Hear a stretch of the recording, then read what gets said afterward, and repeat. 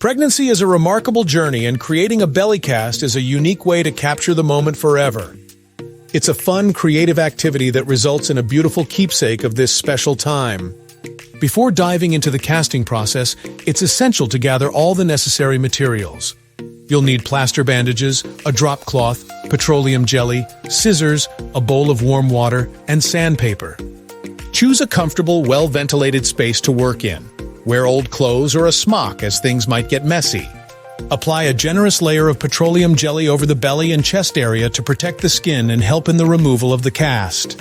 Now let's create the cast. Cut the plaster bandages into strips. Dip a strip into the warm water, squeeze out the excess, and apply it smoothly over the belly. Overlap the strips in different directions for strength. Start from the sides and work your way around, covering the belly, chest, and sides as desired. It's important to keep the layers even but not too thick. Usually 3 layers are sufficient. The process should take about 30 minutes. Remain still and allow the cast to set for another 30 minutes before attempting to remove it.